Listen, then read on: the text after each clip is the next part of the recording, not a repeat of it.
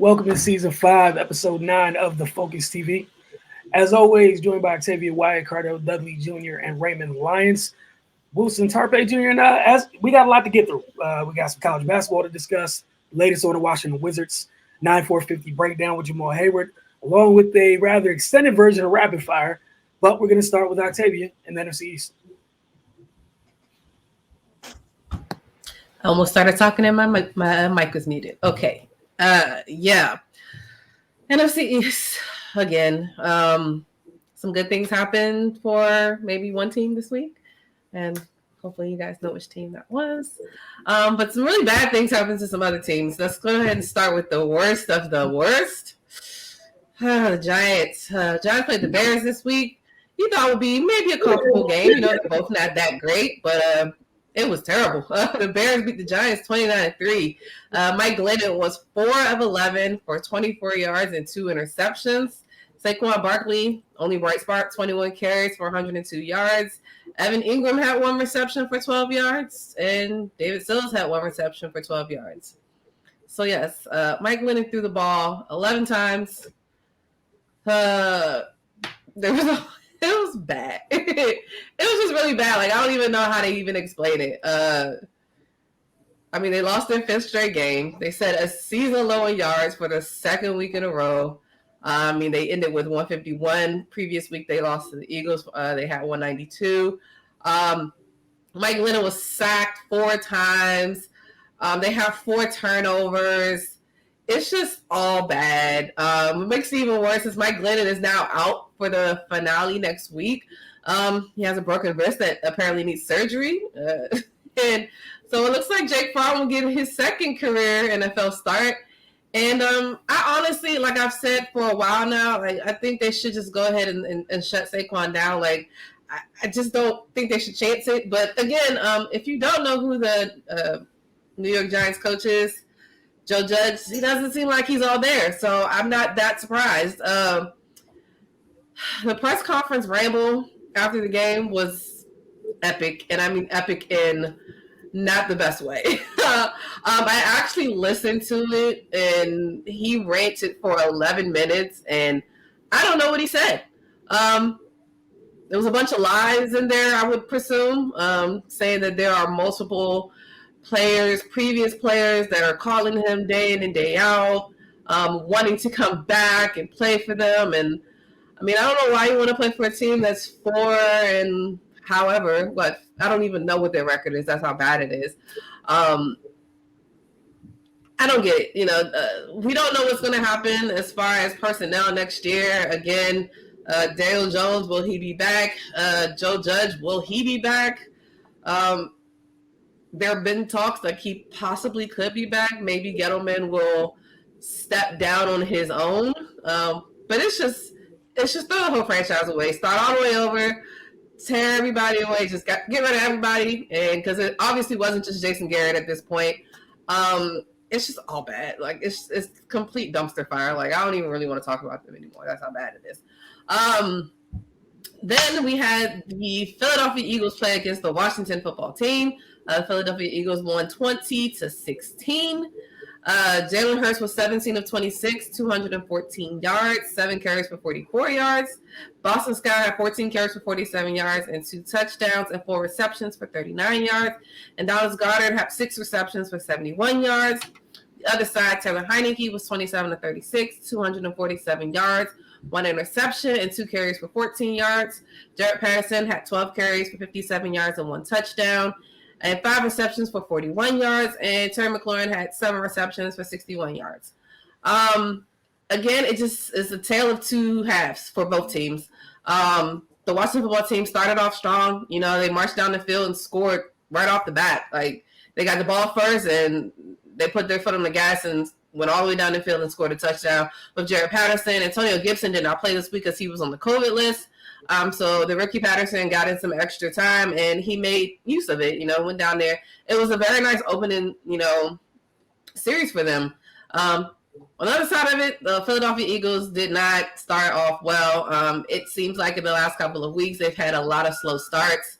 And just haven't been able to get it together in the opening rounds, in the opening of the game, excuse me. But again, they did play 2 weeks ago. It was a big difference from as far as the rushing performance of the Eagles in the first half. They ran the ball all over the Washington football team the previous game.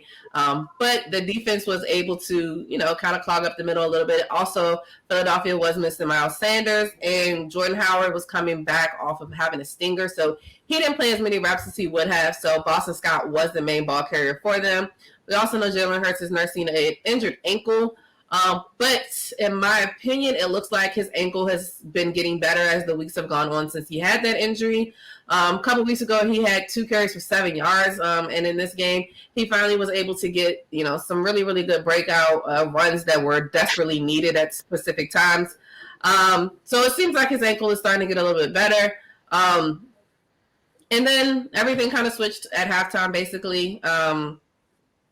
It's happened like that a lot for both teams. I feel like the Washington football team in the games, like they have started off strong. Like one that comes to mind, of course, is the game when they played against the Kansas City Chiefs. Like they were killing the Chiefs in the first half, but it's like the second half came out and they basically forgot everything they did in the first half. Kind of same thing in this situation. They scored all 16 of their points in the first half, and they were held scoreless in the second half by the defense. Josh Sweat, Fletcher Cox coming on.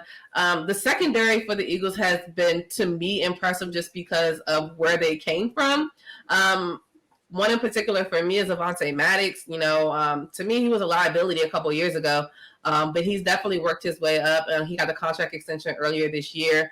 And for the game-stealing interception with Roddy McLeod, hometown hero, straight from PG County, to get that desperately because it was not looking good. Up 20-16, the Washington football team needed to score a touchdown to take the lead, and that was an amazing catch. I wish some of our wide receivers caught the ball like that. That's not named Devontae Smith.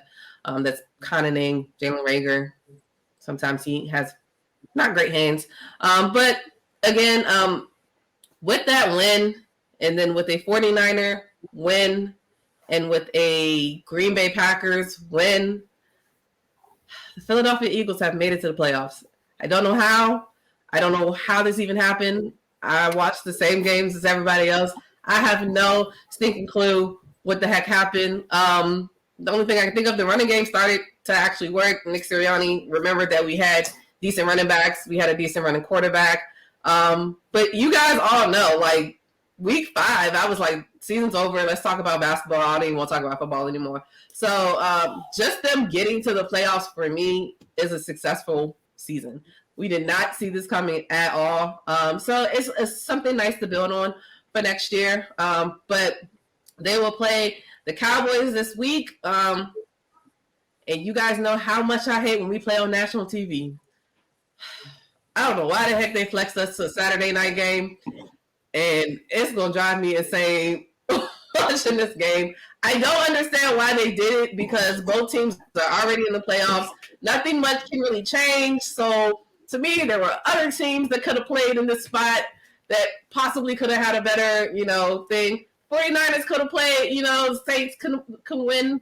And somebody else besides us. We don't do well on national TV. And I don't know if y'all remember the last time we played the Cowboys on national TV, which was earlier this year. It was a debacle. So I'm really not looking forward to that. I'll say that. Only thing I can cross my fingers and hope for is that both teams rest everybody. Right now, it looks like we probably will be resting everybody as we have 12 players on the COVID list. And the funny thing is, I said this on Sunday in our NFL wrap-up. I gave the FedEx Field Stadium, they were caught lacking this week because obviously their railings do not work, and half of our fans fell to the floor and almost killed our freaking quarterback. And I said it. I said as soon as that happened, I was like, now all these fans are around him. Somebody's going to get COVID. I don't know. And look, now it's not Jalen. He hasn't been the one that has been named yet, as far as I heard. But now we have an outbreak. Like, come on, man. Like, I knew this was going to happen. So, like, when I saw it and I got the alert that 12, I was like, Jesus Christ. But luckily it happened. I would rather it happen this week where nothing really matters that much. Nothing's going to change. Everybody get well this week and we'll see what happens in the wild card. Last but not least, the Cowboys played the Cardinals, which was a big game that everybody was really looking forward to since a lot of people have complained about the Cowboys' schedule this year. This would be a quote-unquote formidable opponent for them. Unfortunately, the Cowboys lost to the Cardinals 22-20.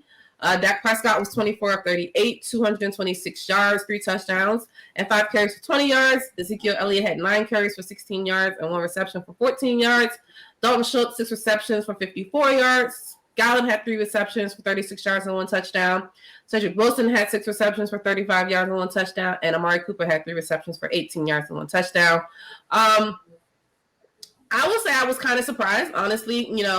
Now, did I expect the output that the Cowboys had last week when they annihilated the Washington football team? No, I did not. It's the Washington football team. And I tell you guys all the time that NFC teams play each other very, very well. Usually, that was the one anomaly I've ever seen, honestly, to be that bad. But I feel like in this game, it was just that, Dak was a little bit off in the beginning of the game. And then the running game just was non-existent, completely non-existent. I know it's been a struggle for them, and Zeke nursing a knee injury, but Tony Pollard usually had stepped up. But this week, it didn't happen at all. And, Zeke only had, like I said, 9 carries for 16 yards. Dak Prescott was the leading rusher with 20 yards. Pollard only had 3 carries for 9 yards, so he didn't do much better as well. So that's, to me, is a big focal point for them, because as well as they played earlier in the season, it was predicated on their run game, which, if their run game can't really get open, then, the Cardinals secondary is pretty decent as well. We all know who Budda Baker is. If you don't, I don't know where you've been. He was everywhere as well. And then, what's really been carrying them the last couple of weeks was their defense, with, the ability to get turnovers and things, and that just didn't happen this week. So do I think it is indicative of their entire season? No. I think it was probably a hiccup, honestly. But it's very, very important for them to turn it around, just because we are 1 week out of the playoffs. They do not get a bye. There's only one team that's getting a bye, which is the Green Bay Packers. And unfortunate news for them as well. Michael Gallup tore his ACL in this game. When he caught the touchdown, which was crazy, he still caught the touchdown, but ended up tearing his ACL. He's done for the season as well. So that's a loss as far as, their wide receiving group. They still have, of course, Amari Cooper as well as CeeDee Lamb. And I definitely think that Cedric Wilson has stepped up, and Malik Turner has been decent in the time that he's played as well. But they just really got to get back. I really feel like, the team itself is going to be good. McCarthy has to be the coach that they need him to be. I mean, if you think about it, he is pretty much the only one in the locker room that has won a Super Bowl. So he has to be the one to kind of start from the top. And, I'm not saying that the rest of them don't know what it feels like to be, great and, play well and hold everything together. But I expect their defense to be a lot better. Again, I do think they'll probably rest people. That's just my thought. I don't know. Again, when I have looked at the standings of if they lose, would it even change anything? I don't think so. Like I said, both teams are in the playoff. If anything, it would just change some seedings. But again, it was a tough loss for them, in my opinion. Kyler Murray is, at AT&T Stadium. He has never lost a game there from his high school to college, and he's 2-0 in his professional career as well. So right now, how it's shaking up, they might see him again soon. The way that the standings are for the NFC, so you never know. It could be a rematch in the next couple of weeks. But the playoffs are basically here. This week is a formality. We wouldn't have this week if this was last year. So this is the first year with a week 18. So I'm just excited to see how the season wraps up. Yeah, it's going to be wild. You got a lot of results this weekend that kind of finalize the playoff picture in NFC. Because you got the back in NFC where everybody after the Eagles virtually got the same record. So we'll see what happens.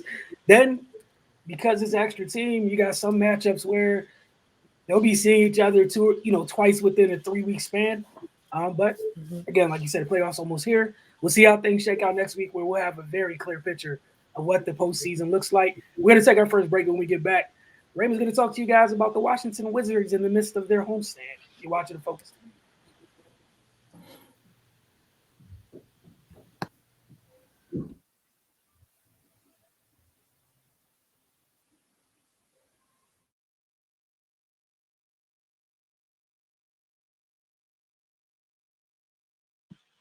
Welcome back to the Focus TV. As promised, gonna hand this off to Raymond to talk about the Washington Wizards. All right. Yeah, like Wilson said, the Wizards they're in the midst of pretty lengthy homestand right now. They are 2-1 currently on said homestand. They could easily be 3-0 if it wasn't for a very very tough shot from DeMar DeRozan the other night. But you know they're getting back to form, man. They had a rough December, but they started getting back on track with the win against Utah. They're 4-3 in the last 7 games, which isn't amazing, but it's better than what we saw in the weeks prior. But we're starting to see a little bit of consistency. It looks like the team is starting to gel as a whole, man. But Kyle Kuzma has been coming on lately. He's been playing out of his mind. Last game was by far his best game of the season. He's just been showing out, man, and just looks like he's getting really comfortable. Um, we've seen the adjustment he made where he's just starting to get downhill and be aggressive, as opposed to shooting being more his game being more jump shot oriented, and it's paying dividends, man. It's opening up a lot of things, and the offense just seems to be flowing a little more. And Bradley Bill as well. He's starting to find himself again. It's this was a huge adjustment for him this season. Last year it was just pretty much brag it's 30 or we lose.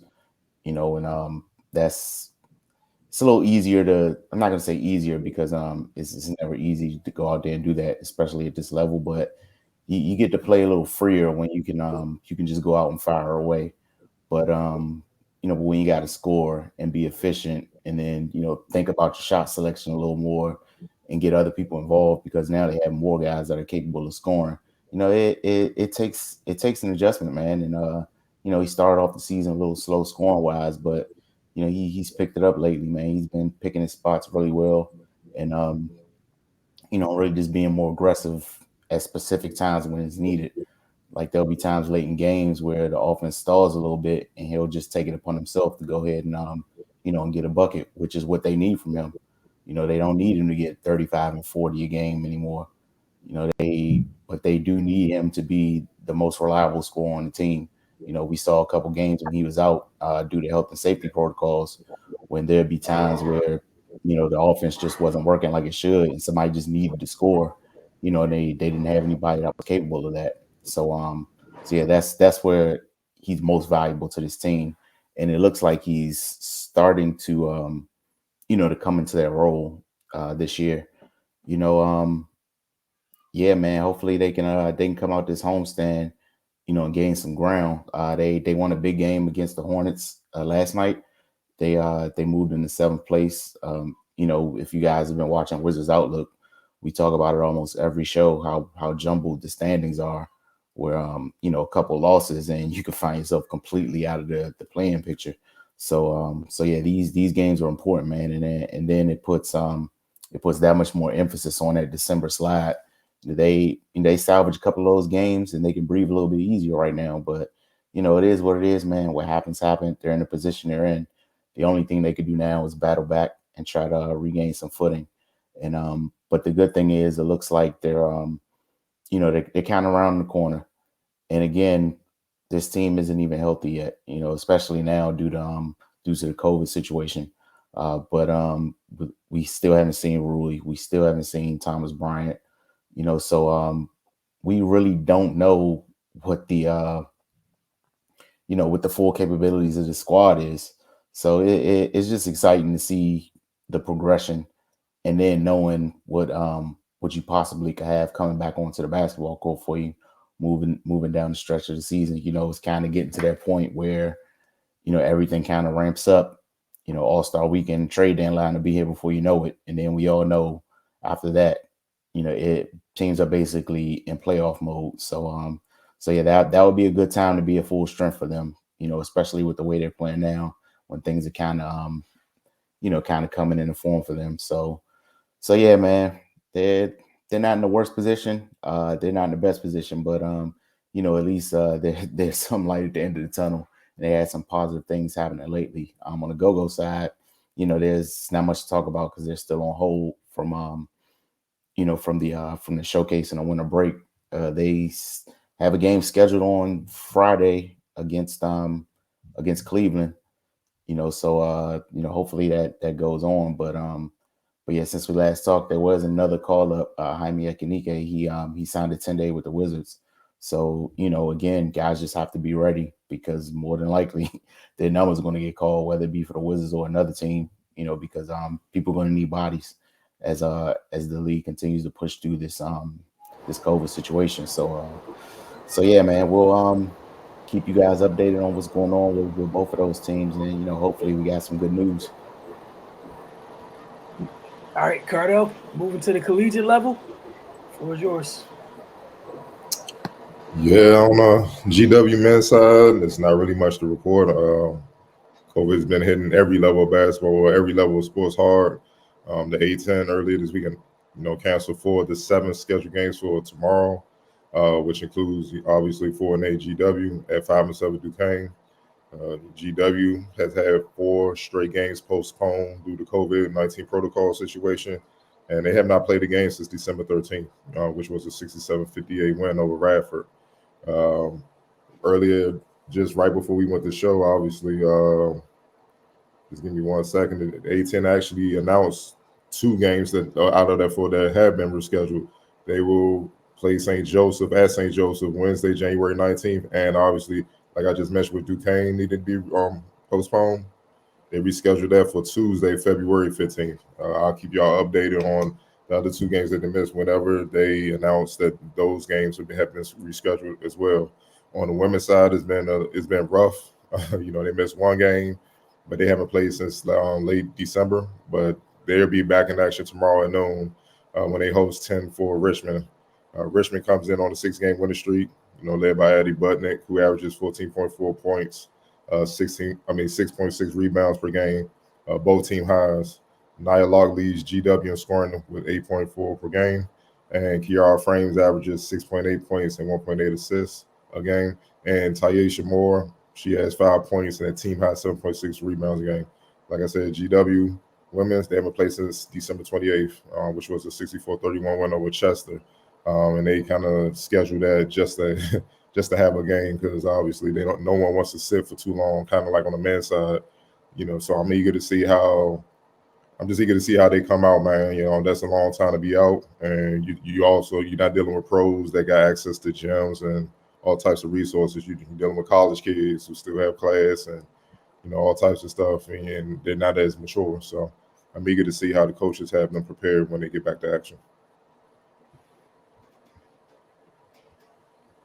All right, on Maryland women's front, the Terps hit the road on Sunday to take on Indiana in conference play. They would suffer their first conference loss of the year, falling 70-63 in overtime.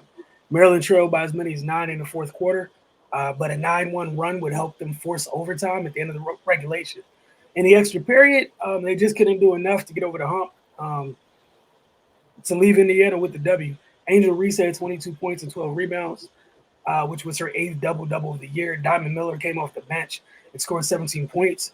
It was good to see Diamond, even though he's coming off the bench, get an extended period of play and that production as well. Ashley Owusu scored 10 points, most of which had a nice little stretch late in regulation when Maryland tried to make the push to force OT. Indiana had a balanced attack, but they were led by Allie Patberg's 18 points. The story in this one is, if you watch Wizards Outlook, it's kind of familiar. The T word, turnovers. Maryland turned the ball over quite a bit. And regardless of how efficient your offense might be or how good your defense is, if you're giving another team multiple possessions, especially it seemed like Indiana, where they were able to kind of dictate both teams want to dictate the tempo. But with you turning the ball over so much, it really helped Indiana slow the pace of that game down and play more of their speed. But there is another game this week. Maryland will host Penn State on January 6th. I want to shout out Ashley Owusu for recording her 400th career assist in that game. The last Terp to pass 400 assists, or at least reach that mark, was Brene Mosley in 2016. Also, not a Maryland player, but a member of the Big Ten. Want to show some love to Iowa's Caitlin Clark. She became the fastest women's basketball player in Big Ten history to reach 1,000 career points. She did so in just 40 games. We're going to head over to 9450 breakdown, followed by our second break. This week, Jamal Hayward will be showing you guys. It is a breakdown of changing speeds on combo moves. Again, it's a breakdown of changing speeds on combo moves. We'll see you guys on the other side of the break.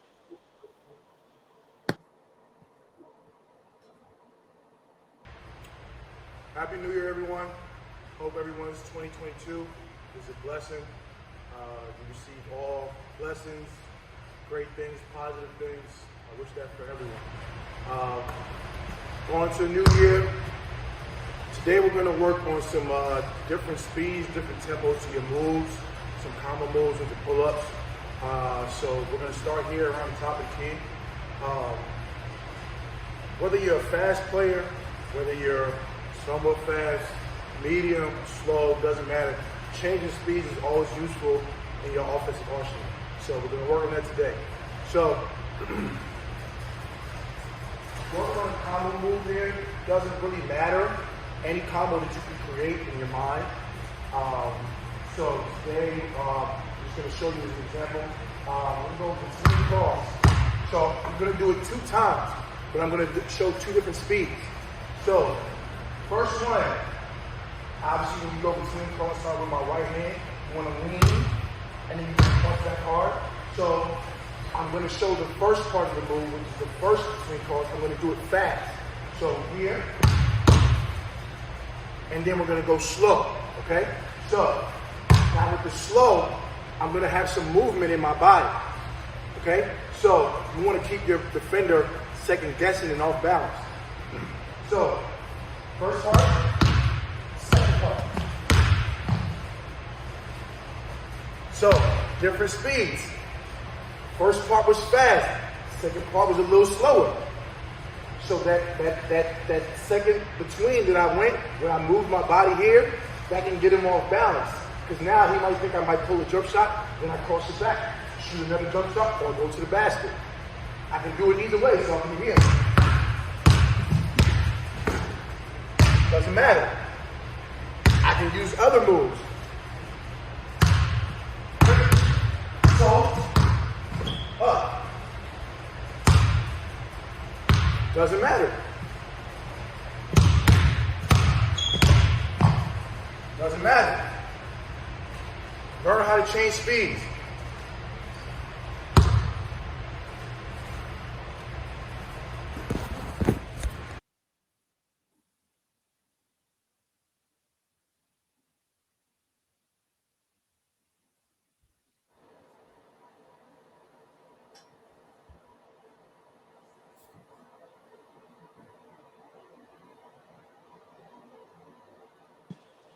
Welcome back to the Focus TV. As always, we want to thank Jamal Hayward for knocking out the 9450 breakdown each and every week.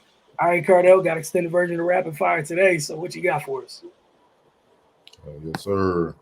We'll start off and on the NBA side. Quinn Snyder, Utah Jazz head coach, endorsed Draymond Green for MVP consideration. And appreciative Golden State Warriors for agreed with the Jazz coach about the way he impacts winning.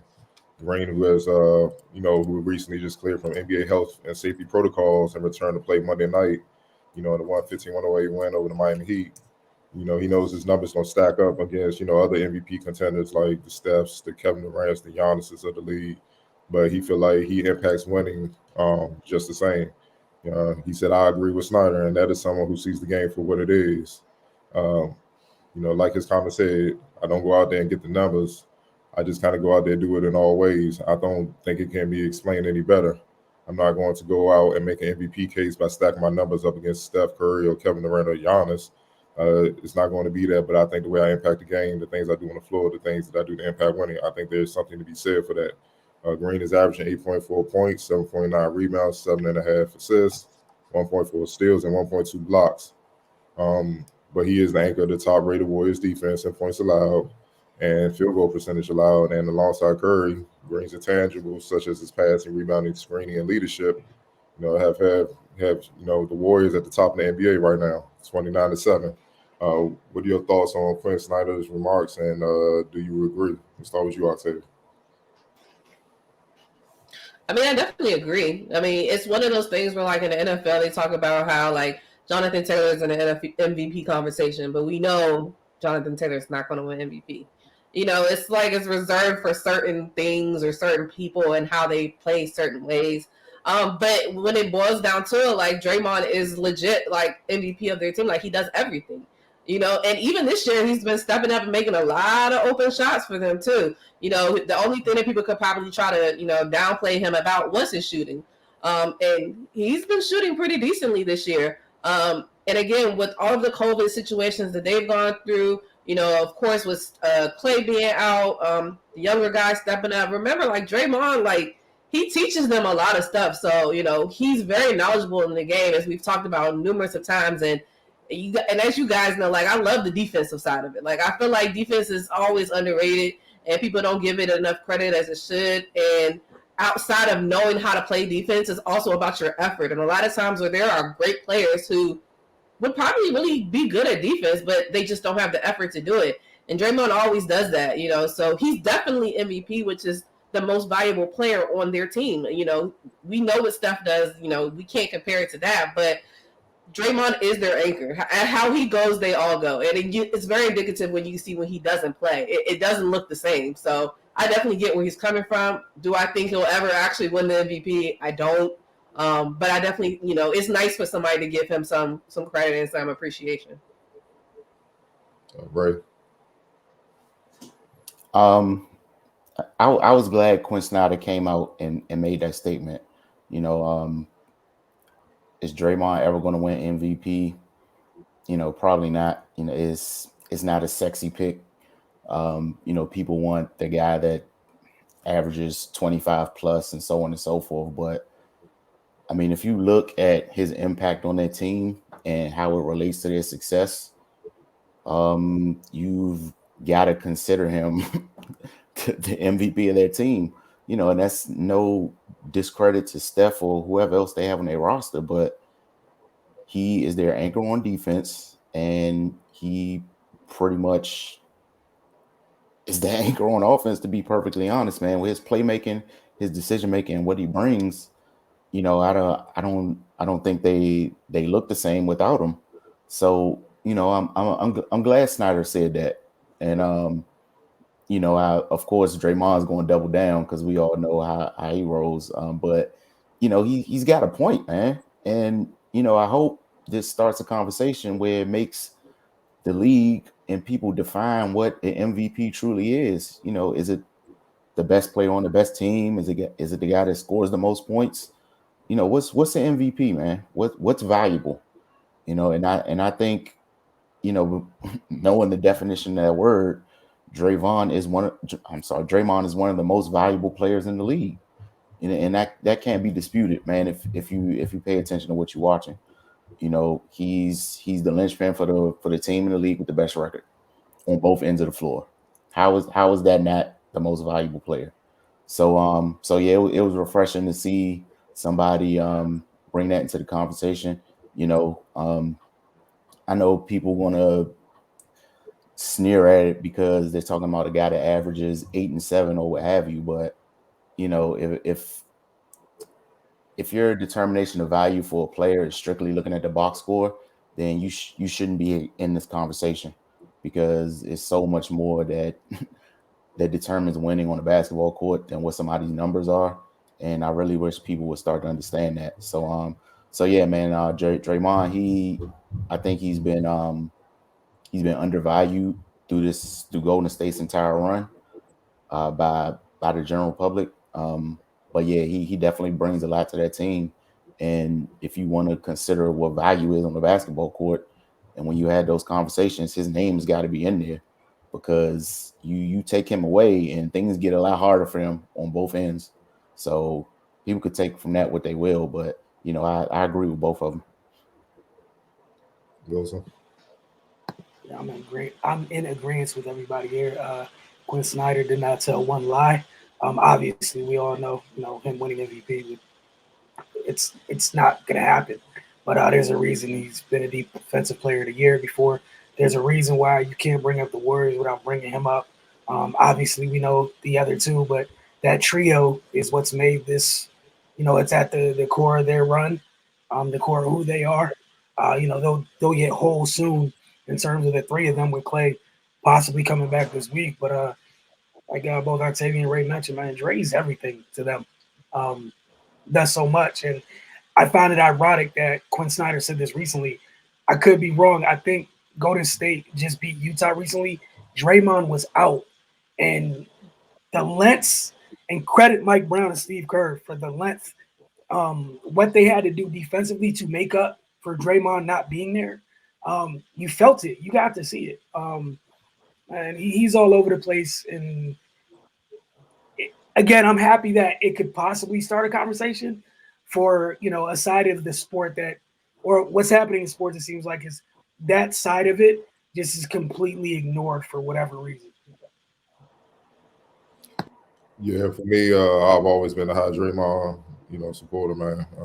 Because you gotta know the game to understand what he brings. And it's like what Ray said, a lot of people just gonna go with the sexy thing, the jumpers and the scoring, all that stuff like that. But it's an argument that can be made. He's equally as important to the Warriors' success as Steph is.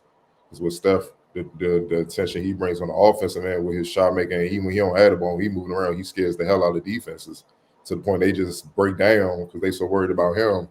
Draymond's the same way defensively, man. I respect when Quinn Snyder said sometimes when a lot of people across the league, when they talk often, I just take it with a grain of salt because you don't know which angle they coming from. Quinn Snyder don't talk. He focuses on the Jazz. So when he come out and says like something strong like that, you got to listen to it because he don't really talk at all. He kind of focuses on his team and focusing on the game at hand. And with Dre, defensively, he's just a monster. You see it in the clips right now, man. He's right now, it's no question he's defensive player of the year. Like he's a one-man wrecking crew, guard 1 through 5. I mean, this man to be in the corner on one side of the court, run all the way over to the other side to the elbow, and literally get a hand on a three-pointer of a wide open dude. You feel what I'm saying? And it's rubbing off on his teammates where other guys, everybody on the team is strapping up, man. His intelligence, his IQ, his toughness, his motor. And the reason why, like what Octavia said, a lot of these top scorers don't play defense is because it's hard work. It's hard work, and you don't get any credit for it. Think about it. You can make a point-blank layup in the whole arena clap. But if you get a stop, there's nothing.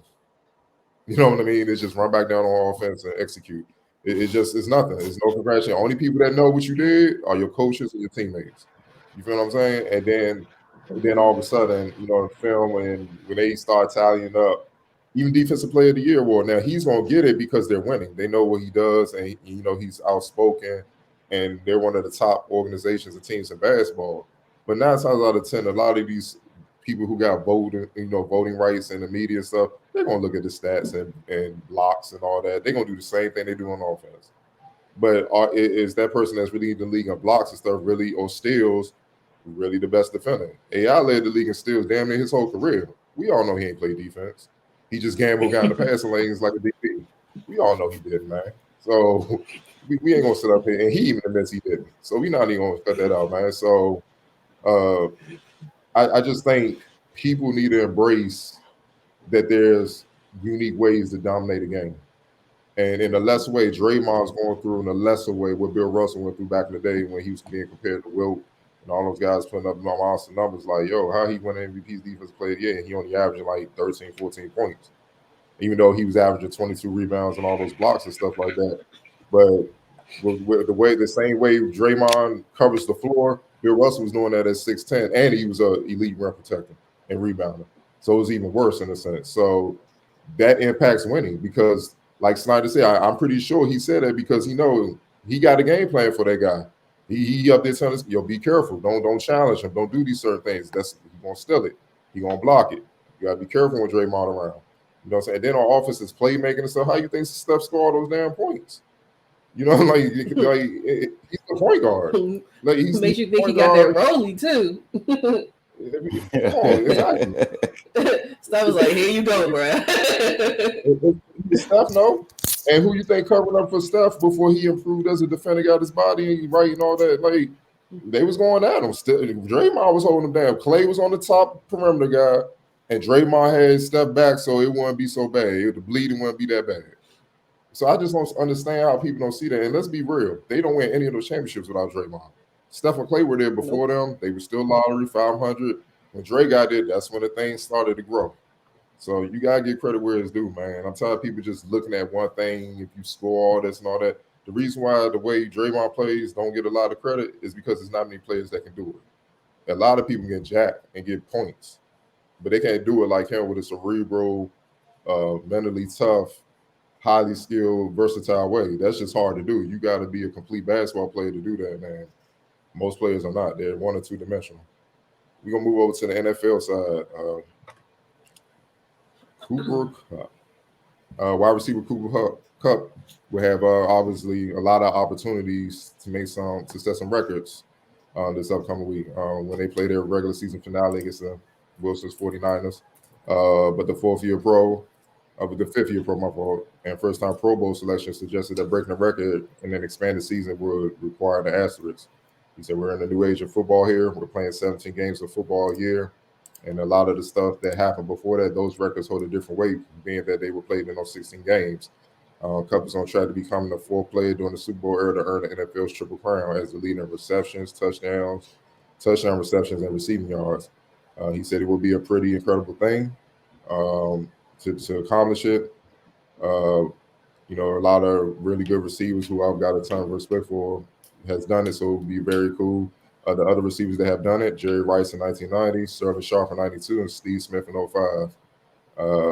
Cup has a league high 1,829 receiving yards, 15 touchdowns on 138 catches. Cup also will have the chance to set the single season receptions and receiving yardage marks. Do you agree with him, or do you think should take it for what it is, man? He blew the records out the water. We'll start with you, Raven. Man, this is like the realest rapid fire ever. Like, no, I appreciate his perspective, man, because it does, like, you do got to take that into consideration that he got an extra game. But at the same time, of course, the young man should celebrate himself, acknowledge what he's accomplished. It's okay to see both sides of it, Now, I think that's that's a very introspective way to look at it from his standpoint, because I know a lot of players would be like, shoot, I don't care. I did what I did and damn all that, but I mean, I wouldn't say put an official asterisk beside it in a record book or anything. But you like if they start, like, once you start comparing and all that stuff, I do think it will be wise to note that he got an extra game, but at the end of the day, he's had a phenomenal season, man. It doesn't take anything away from what he accomplished. If all it took was an extra game to get these numbers, then he wouldn't be head and shoulders above the rest. So yeah, man, he deserves to be celebrated. But it is it is good to keep these things in perspective. When you talk about when you just bring that stuff up and make comparisons, like, it's okay to talk about the rule changes that have kind of made it easier for quarterbacks and receivers compared to previous eras. It doesn't take anything away from what the guys accomplished today, but it's not hating if you say, hey, man, if a guy did it when it was tougher to do it, then maybe the other guy deserves a little more, you know what I'm saying, a little more recognition. It's okay to celebrate 2 people at one time, man. Like, so yeah, that was that's a refreshing perspective from an athlete, and I mean, hopefully it spills over to to the people watching, because I think people don't take come on, let's be optimistic at 2022, Wilson. People just really don't take those things into account when they're having these discussions, man. And I'm just glad to hear him say it, man. It was when I heard it, I was like, hey, man, that's a dude that respects the game and really acknowledges what people did before him. But yeah, he should be celebrated as well for sure. Listen. This is why I like Cooper Cup, because people started that nonsense early this year when he got off to a hot start, bringing up Jerry's name, and Cooper was like, hey, chill out, relax. And then he's saying it again because it's about that time where he's gonna hit the numbers he needs to hit on Sunday. All right, it's okay to say it. I'll be very shocked if he doesn't. I think even if, let's say he goes catchless, he still had a historic year. But I just think it's Cooper being who he is, which is a person with some sense. And like you said, Ray, it doesn't take away from the magnificent year that he had. And again, I'm sorry. I wish I could be optimistic, but no, they started this in like week 5 this year.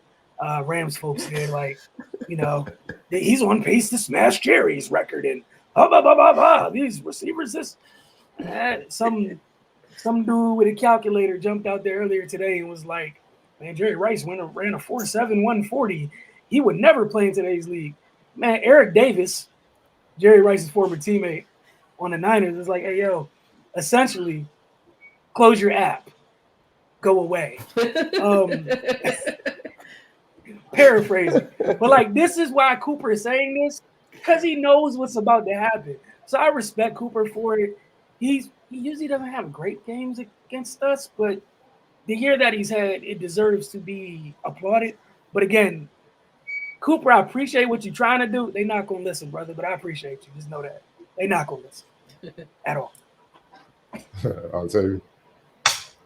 Yeah, I mean, just like they both say, like, I appreciate the aspect of looking at it from both sides. I definitely appreciate the fact of Cooper being, real and, ultimately humble about the situation, because like you said, most wide receivers, if they want to classify them as divas, they would have been like, oh no, mine, I don't care about what nobody else has to say. But it's very classy of him, to basically recognize that. I mean, we say that a lot, especially with how, the seasons are changing. The rules have changed, there's a lot of things that are going to change as far as records going forward, but again, it doesn't take away from the great season he's had. What's crazy to think about it is, as great as a season he's had with Matthew Stafford, I mean, Matthew Stafford's been a little bit off the last couple of weeks. So had Matthew Stafford maybe had it together a little bit more, maybe we wouldn't even have to worry about him doing this in week 18. Maybe he could have did it in it, but that's neither here nor there. But, it still doesn't take away from the fact that he's had a great year, especially because I feel like that I'm sorry. I'm just saying, because like Matt Stafford, I mean, bro, like you didn't have a pick 6 in like the last 4 games. Like, I need you to get it together. And Cooper's probably saying the same thing, but at the same time, he's probably happy he has Matt, because obviously we weren't seeing this type of production from him when he had Jared. So I'm sure he's appreciative of Matt as well. But I'm sure there's some balls still left out there that, probably could have helped him in this situation. But it still, again, doesn't take away from the season he's had. It doesn't take away from, him essentially getting the record. I get when he says put an asterisk on it. But like I've always said, like, you can only play what's in front of you. We had 17 games this year. There's nothing I can do about that. I can just go out there and play the way I need to play. If the numbers fall how they may, that's how they fall. If that's how people want to talk about it, that's how they want to talk about it. But again, I give him a lot of props for still, trying to put people like in their place in a certain sense. I'm like, okay, just like relax a little bit. I appreciate all the love, but let's still keep things in perspective. Yeah, I love his humility. It's just perspective, and it's refreshing coming from you got to put him up there, top tier athlete who's playing at the highest level, at the highest level. That don't happen all the time, man. Especially with this type of humility. But that also should, like Ray said, in a perfect world, we will hope trickle down to fans to help them understand. If he's saying that, that tells you about the greatness of previous wide receivers who did it in previous eras, man. For one, I just hate when they even bring Jerry's name up. It's just like, no disrespect to Cup, because he's had a great season. This was literally every year for Jerry. You know what I mean? And this was in an era where it was more of a balanced attack. You had great running backs, so it wasn't just pass happy like it is now either.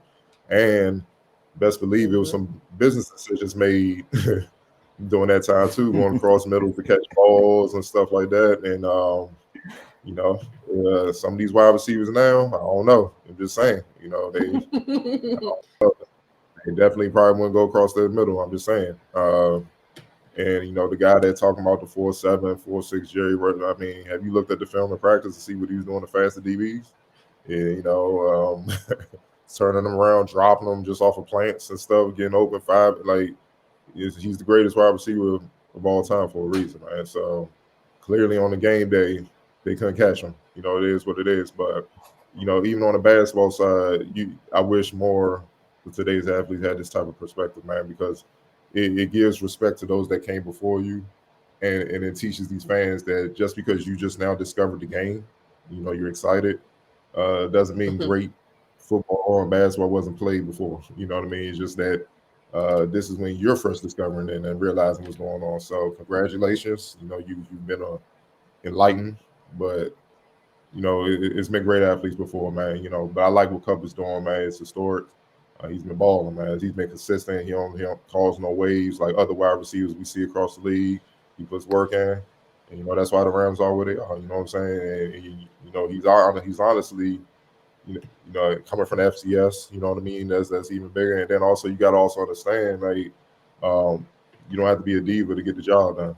You know, you just don't. How about just show up and do your job? Things will work out. Last question before we get out of here.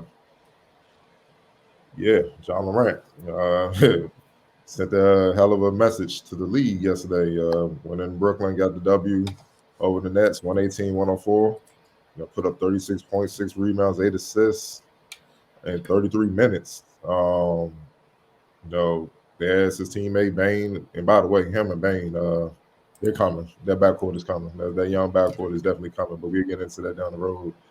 Bane said, you know, post game he's special. We're talking about John Morant. He said people debate whether or not he should be an all-star, but I think we should be debating whether he's the best point guard in the league. I don't think there's any question he's an all-star. The real conversation is he the best point guard in the league? Oh, I mean, we're going to start with you, Wilson. What are your thoughts on that, man? Oh, wow. That's such a wonderful time to be chosen first. Yeah, that backcourt is definitely on the way. And I can't believe Bane fell to them or whatnot, but they're in a good place. Like you said, it's going to be a conversation we'll definitely get into later because they're both, you know, working up their respective ranks in the league. But yeah, I'm with Bane. Yeah, Ja deserves to be an all-star. Clearly, probably will be. As for that other part of that conversation, you got to wait a little bit, sir. You know, got to add some, stack some years of that type of stuff going on. But it's fun to watch Ja. He's electric, and Memphis has two. You know, they have a backcourt. Hopefully, they don't do like we've seen other teams do before, where they break folks up early, let them young pups grow together, and keep adding. Memphis is tough. They are tough. It's gonna be fun to continue watching them grow. But that second part of what Bane said, I don't think it's ready. It's not yet time for that conversation yet, but he's on his way. I'll tell you. Yeah, I mean, y'all know I've been high on Ja for a minute. Like, he's going crazy, and it's really refreshing to see, because it's somebody who plays hard day in, day out. He plays defense, he plays offense. He's always there, you know. So I definitely agree with what he's saying. I definitely 100% think he deserves to be an all-star. But I definitely agree with Wilson. We got to pump the brakes, you know, on the best, just because like we need some longevity to it. I need it to continue this way.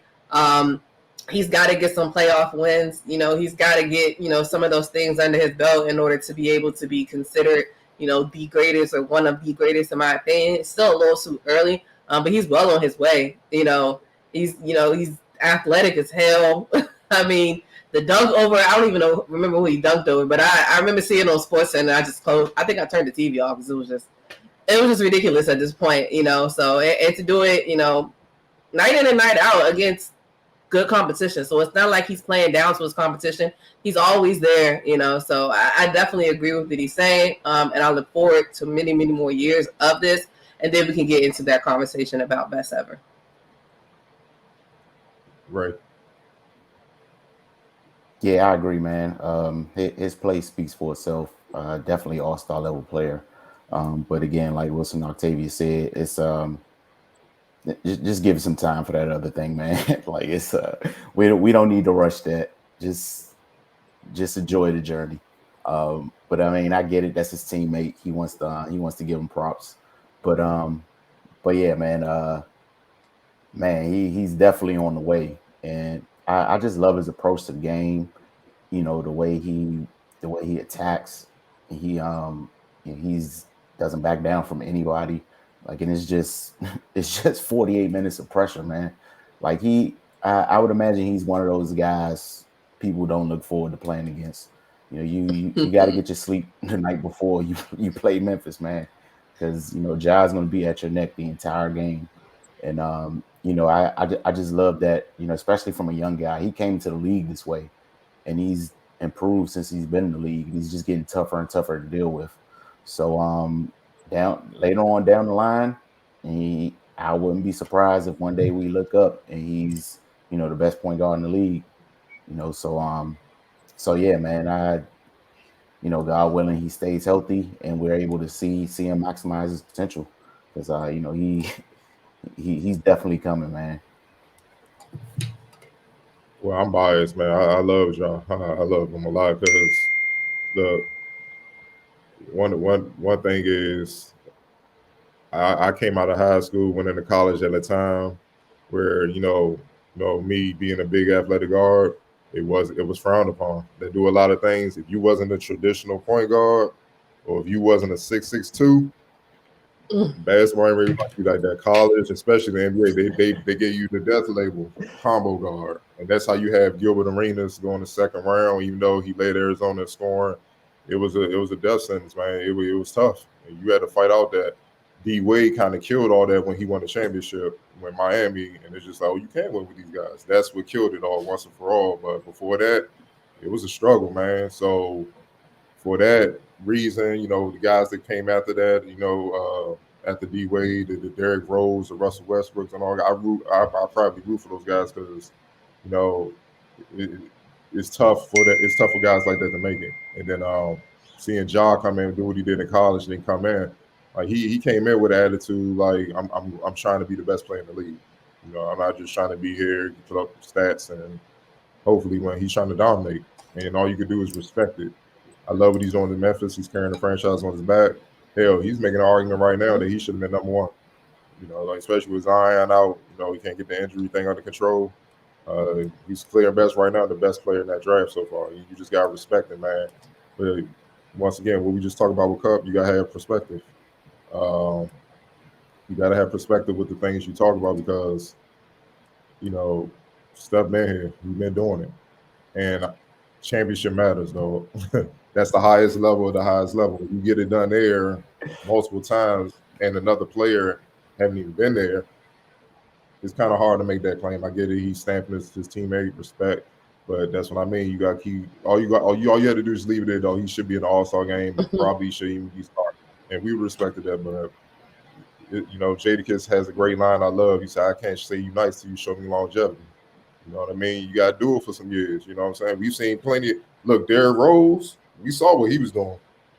Then the injuries took its toll. It's like that, and it hurts, bro. It hurts, man, because that boy was coming. I mean, Magic wasn't safe, man. It's like he was coming. He was coming, but it's tough. Things can switch like that, and it don't happen. You know what I mean? So just keep it low key. Just keep building, keep growing, and then one day with 10 years in, we'll look down the road like, damn, we got a couple championships and all that. Yeah, he the guy right now. Simple as that. Before we leave, I wanted to get into a topic that, oh man, that's just taking over sports right now. Antonio Brown. Oh, I was like, I just want to, diva. yeah, yeah. Oh man, yeah. We go from Cup to Antonio Brown. Lord Jesus. Obviously one day after, he jogged off the field. Allegedly, Bruce Arians said asked him to go in, and he said he allegedly was hurt, couldn't go in, and Arians pretty much said, "Look, do you want to go in or you not?" And Brown said no. He said, "Well, if you ain't gonna go in, can't be here." So Antonio Brown took off his equipment and stuff. Some of his teammates, Mike Evans, OJ Howard, they try to calm him down, took off his pads, threw it on the bench, threw his gear in the stands, jogged off the field, jumping off the field, and left. And even last night, saw him at the Brooklyn Nets Memphis game or whatnot. Post game, Bruce Arians kept it short and sweet. So he's no longer part of this team. And when he came out later, said it was very hard to cut him. Said, I wish him well. If he needs help, I hope he gets some. It's very hard because I do care about him. But you see a whole lot of people, once again, standing up for his actions, making excuses, the whole nine. I just really want to get a real conversation with you guys about this thing, because it's not just about football. I think it's leaking over to, let's keep it a bean. We keep it a bean on the show. With our people, we just turn a blind eye to our own acting a fool and make excuses. Mm-hmm. For some, it's like we scared to hold each other accountable. You know what I mean? At times, and it just irritates my soul, because it's just like, how many times this man gotta have an episode for y'all to see what it is? But that's my perspective. Before we get into it, I'm gonna start with you, Octavia. We're gonna start back with you. Just what is your whole take on the whole situation? Would you have cut him, and would you like him on your Eagles next? No, he should stay far, far, far away. I don't want those problems. And it's crazy because he's so talented. That's the part that frustrates you as a fan, as a coach, as a player, or whatever you are in the aspect of the game. And it's just like, it's so frustrating because he should be a first ballot Hall of Fame, but these extra antics and things that are going on, we know this can keep people out. We've seen it happen before. And for him to continue to do these things, it starts to look as a character trait. And it's like, this is who you are. And while, a lot of people are talking about the mental health aspect of it, I get that. But sometimes I start to feel like we lean on that too much anytime somebody shows out. While I'm not saying that I'm not saying that it's not his mental health, but we need to start, like you said, holding people accountable. Because if it is your mental health, you have $1 billion in your bank account. Go get some help if that's what it is, and stop doing these extra antics. And I don't know if he just doesn't think in the moment. He gets so upset. I don't know if it's an anger management thing, because to me, anytime you tell your coach you're not going in, yeah, they're going to say, get out of here in the heat of the moment. But you're supposed to be level-headed, and you're supposed to be like, all right, cool, I'm going to go sit over here, whatever. You know how many times my coaches yelled at me? Like, I literally had screaming matches with my own father during games. But you don't do that. You don't literally just take off everything you have, throw stuff in the stand, do jumping jacks as you're going out, then stand outside, wait for an Uber, ask the state trooper to take you to the airport to get back to wherever you're going, and then you go sit courtside like nothing happened. And like you said, like, it would be a one thing if this was a one-time occurrence, but we've seen it. We saw it in Pittsburgh. We saw it in Oakland when they were in Oakland. We saw it when he was in New England. We saw it this year. And then when people were talking about, he was upset because, the rumors, like you said, people talking about just trying to cover up anything that they can. He was upset because they were trying to keep him from his bonuses and his incentives and blah, blah, blah, blah, blah. I'm like, well, I mean, his own actions kept him out of 3 games. So we want to talk about incentives. Whose fault is that? His. So I definitely 100% agree with you. We give them too much leeway because we want to feel like we are protecting our people. We got our man's back. But to have your back, you got to be 100 with them. Like, I wouldn't want no friends to sit here and tell me, anything I want to hear. Like, tell me the truth. So somebody needs to tell him the truth. And I'm not saying that he doesn't have people that are. Maybe he just can't receive it. But as a whole, we got to stop sugarcoating it and making it seem like, that's just what it is. Like, no. And, I mean, I would be surprised if he gets on another team. I won't be that surprised just because the name of the game is money. And then, like I said, he's a tyrant. But at the end of the day, we've seen it. So I just don't understand how people can continue to do it. But who knows? Right. Yeah, man, the response to this has been wild. Like, it's inexcusable either way. Like, if it is his mental health, he shouldn't be playing football. He need to get some help. If it's not his mental health, he's an asshole and he shouldn't be playing football. Plain and simple, man. Like that was over the top stupid shit, man. Like, what are you doing, dude? Like, this is the problem, man. Too many reckless actions go unchecked. That's basically what it is. And then you get online, you get on Twitter, and you see people championing this behavior. What incentive is there to change? And he's probably going to get on another team. Why does he need to change? He keeps getting chances. Like, at some point, you got to understand that there's consequences. Like, if you come up and slap me in the face and I don't do nothing, then you probably gonna do it again. But if you slap me in the face and I break your nose, you'll think twice. So this is just wild, man. And people are making excuses about he tried to tell us about Oakland's situation and Big Ben and all this other nonsense. Like, come on, dude. Like, okay, it's possible for multiple people to be jackasses in the situation. He's proven he's a jackass over and over again. So, I don't have any one more time for that.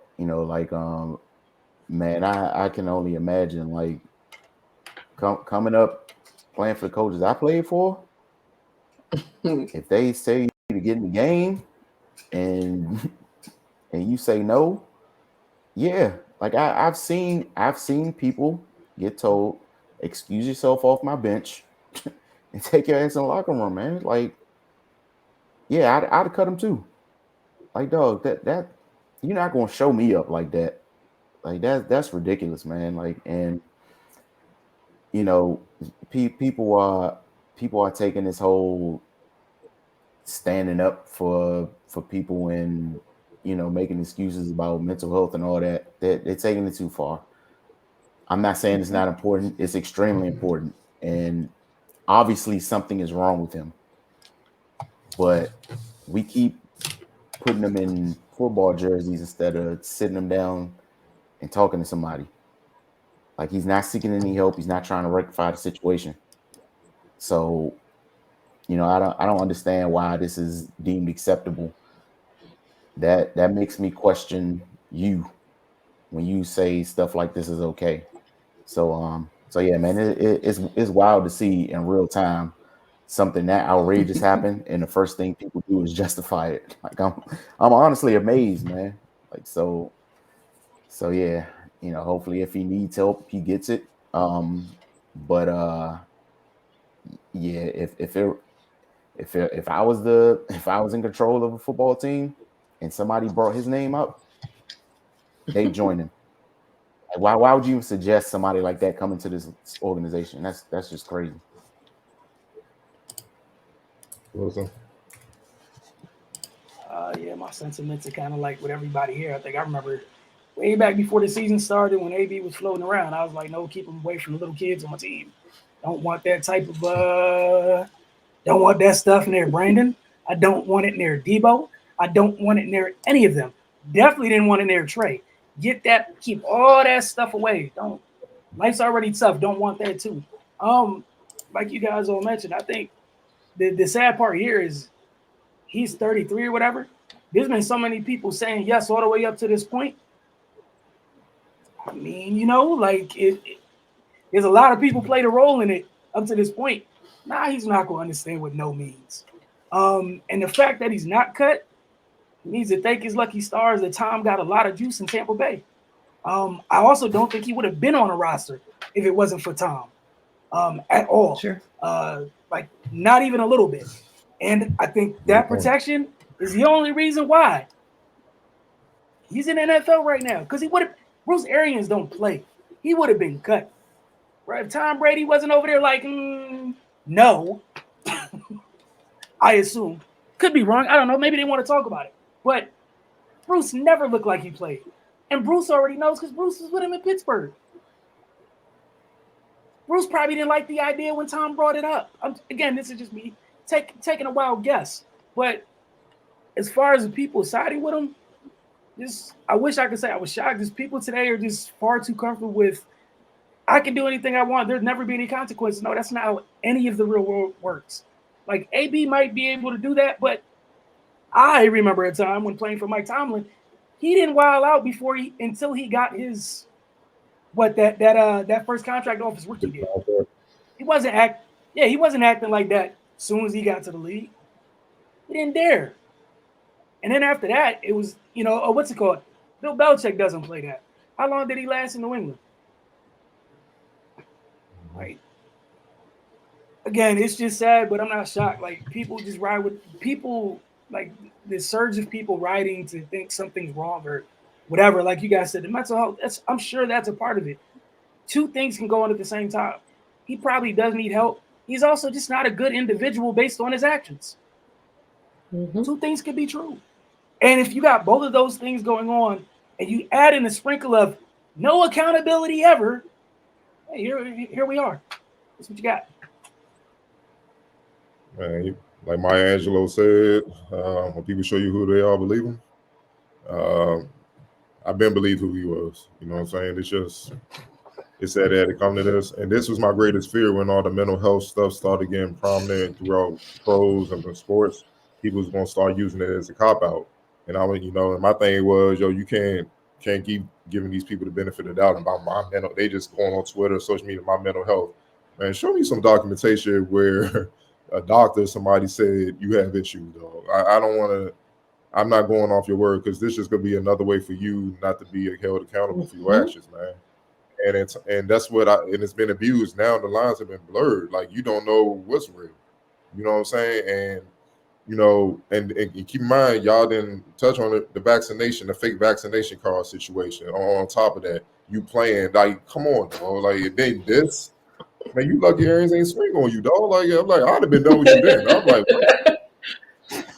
I might have swung on top of get off my face, dog. Let us handle what we got to handle. You see what I'm saying? And it's just, and you talking to a dude that once was a live wire type dude in college and basketball, man, and then the guy into it with coaches squared, and fought a whole damn crowd, all types of crazy stuff and all that. But when the coaches told me, you cross the line, get the hell out of here, I didn't leave.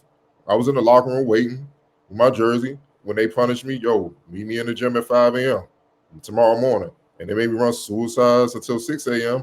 I just took it. You see what I'm saying? So they knew I just had a moment, but they knew I wasn't a fucking jackass. Like, because if I was, I wouldn't have showed up. And then that would have been the end of my college career before it even began. You know what I mean? And that's what I don't understand. When you work that hard to get something that most people don't have or get the chance to do, you just throw it away. Nah, man, it's like Chris Rock said, it's black people. Then there's the other version of our people, man. And all they do is mess up stuff. And that's what he is. Fine, he may need mental health. That's fine. But I know there's a lot of ignorance related to that. And part of being accountable is, look, I recognizing your shortcomings. I need help. Let me go get some help. You should have been did that. You should have did that after the situation with Pittsburgh. Then you would be clear. You would be much better for it. You didn't do it then. You didn't do it in Oakland. You didn't do it in New England. You did it twice here in Tampa Bay, dog. I mean, damn, dog. You feel what I'm saying? And it's just, my thing is when they act up, they don't understand. When these brothers act up, they make it harder for the next dudes coming up, man. We as black men, we don't get that rope, dog. We don't. We automatically label, man. Like, it's just, we know that from birth, man. And y'all just keep adding to the stereotype, acting like a fool. And for what? Even your homies, that's a key sign when your teammates coming to you, like, dog, don't do this. So come on, man. Don't do this. And that's a key sign, like, maybe I'm going overboard. Let me just chill. And you saw Mike Evans, when he saw he wasn't getting through, he just said, you know what, forget it. He went back to playing. Mm-hmm. Did not one player from the Bucks, not one coach, nobody run over there and try. They let him go. That tells you all you need to know. Everybody's fed up. And it's not ironic. It happened at a time when the Bucks were down.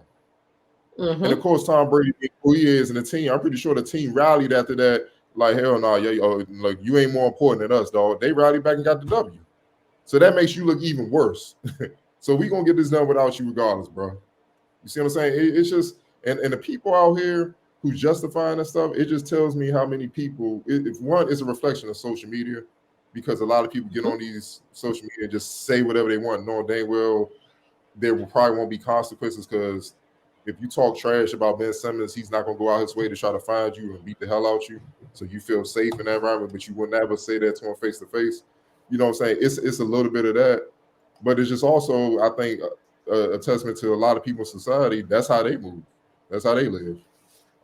They feel like they can do whatever they want, and there shouldn't be any consequences. And it was like you said, that's not the real world. Not if you're trying to be successful. Now, if you're trying to be a bum, then yeah, you're gonna keep having ups and downs and getting fired, and you're just gonna have a hard life. Hey, that's your prerogative. Do what you do, though. You know what I'm saying? But if you're trying to be successful, you gotta understand there's rules and regulations. You gotta abide by them, man, and you gotta move like you got some sense, man. So. You know, I definitely wanted to get your perspective on it because I'm just seeing way too many people make excuses for this dude, and I'm just like, yo, I know I'm not crazy. Like, I'm the only one. Like, like, come on, man.